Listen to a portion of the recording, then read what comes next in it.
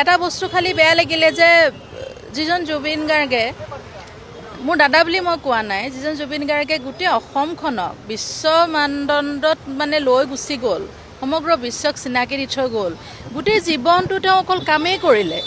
সেই মানুহজনক খালি মই যি দেখিলোঁ তেওঁক মদাহী বুলি এষ্টাব্লিছ কৰিবলৈ ইমান আপ্ৰাণ চেষ্টা চলিছে, মই সেই কথাটোহে বুজি নাপালোঁ। তেওঁ যদি ইমানেই মদ খাই আছিলে, মদাহী আছিলে, দিনে ৰাতিয়ে মদ খাই যদি আছিলে, তেওঁ গানৰ সৃষ্টি কেতিয়া কৰিছিলে, তেওঁ চিনেমা কেতিয়া বনাইছিলে, তেওঁ মানুহক সহায় কেতিয়া কৰিছিলে, প্ৰগ্ৰেম কেতিয়া কৰিছিলে, তেওঁ গোটেই জীৱনজুৰি কামখিনি কেতিয়া কৰিছিলে। এই অসমৰ যে মানুহবোৰে যে তেওঁক ইমান ভাল পায়, এতিয়াও নিজৰ পৰিয়ালৰ নিচিনাকৈ ভাল পায়, কিয় ভাল পায়? এজন মদাহীকটো মানুহে এনেকুৱাকৈ ভাল পাব নোৱাৰে। তেওঁ গোটেই সৃষ্টি, তেওঁ গোটেই কামখিনি টোটেলি ইগন'ৰ কৰি এনেকুৱা ধৰণে মানে এই বস্তুটো মই বৰ দুখ পালোঁ এই কথাটোত, মানে যে তেওঁ সমগ্ৰ কাম বাদ দি, তেওঁ সত্তাটো বাদ দি, তেওঁক যেন 24 ঘণ্টা যেন তেওঁ মদ খাই থাকে, এই কথাটোকে এষ্টাব্লিছ কৰিবলৈ আপ্ৰাণ চেষ্টা কৰি থাকিলে। মই সেই কথাটোত বৰ দুখ পালোঁ।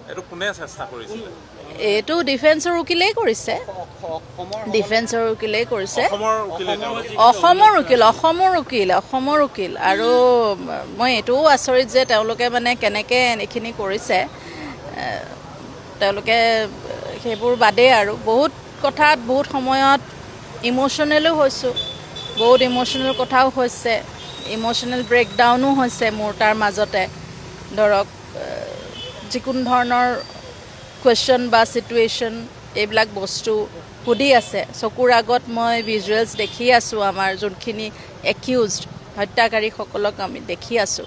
এতিয়া তেওঁলোকক ডিফেন্স কৰিবলৈ মোক যি কুৱেশ্যন সুধিছে, সেইবিলাকত বহুত ইম'শ্যনেল, টেকনিকেল বহুত ধৰণৰ কুৱেশ্যন আছে। বহুত ছিটুৱেশ্যন পাৰ কৰিছোঁ এই যোৱা 4-5 দিনৰ যোনখিনি মোৰ সাক্ষ্যদান আছিলে।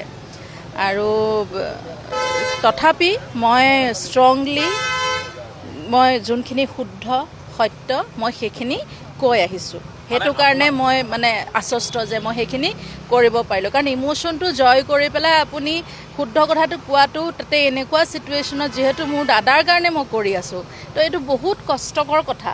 তথাপি মই সেই হাৰ্ডলটো পাৰ কৰি গোটেই মোৰ কথাখিনি, তথ্যখিনি শুদ্ধ ৰূপে মই উপস্থাপন কৰিব পাৰিলোঁ।